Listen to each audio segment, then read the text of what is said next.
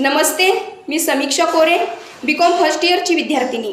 मी आज तुमच्यासमोर विषय मांडत आहे, महिलांवर होणाऱ्या अत्याचाराविरुद्ध महिला शारीरिक मानसिकदृष्ट्या सक्षम कशा बनू शकतात।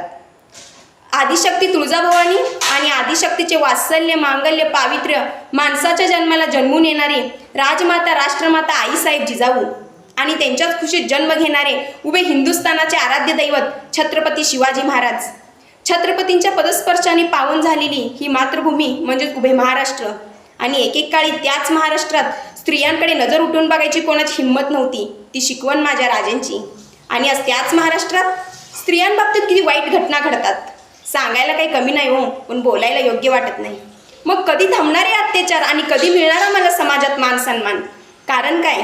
आम्ही शारीरिक मानसिकदृष्ट्या कमजोर आहोत म्हणून, आणि आम्हाला कमजोर करणारा समाजच आहे। कारण आम्ही एक मुलगी म्हणून जन्माला आलो, मान्य एक मुलगी म्हणून जन्माला आलो, पण त्याच मुलीला मन नाही। प्रत्येक पुरुषाला स्वतःचा निर्णय घेण्याचा हक्क असतो, मग प्रत्येक स्त्रीला देखील स्वतःचा निर्णय घेण्याचा हक्क असला पाहिजे। सांगा, आम्ही आमच्या देशात सुरक्षित जगू शकतो का? आज स्त्रियांवरील अत्याचार कितपत बंद झाले? आज या अत्याचाराने भरलेल्या देशात आम्ही मोकळा श्वास तरी घेऊ शकतो का? प्रत्येक घरातली मुलगी ही मान आणि शान असते।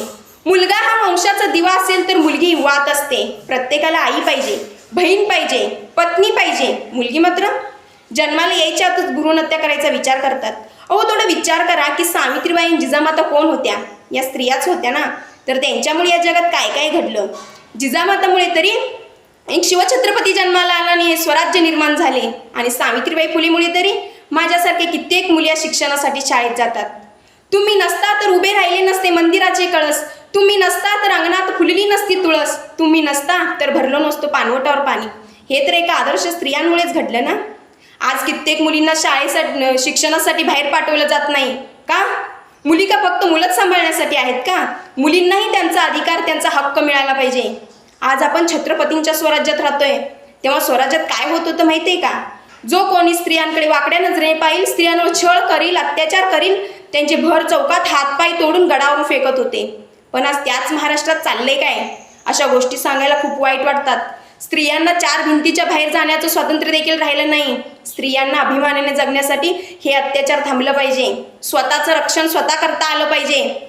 मुलीसारख्या वाघिणींना कधी कमी समजू नका। या वाघिणी मौन आहेत म्हणून गौण समजू नका। आज आपल्या देशाला स्वातंत्र्य मिळून कित्येक वर्ष झालं, मग स्त्रियांना स्वातंत्र्य मिळालं का? जरी स्त्रियांना स्वातंत्र्य मिळालं तरी स्त्री सुरक्षित आहे का?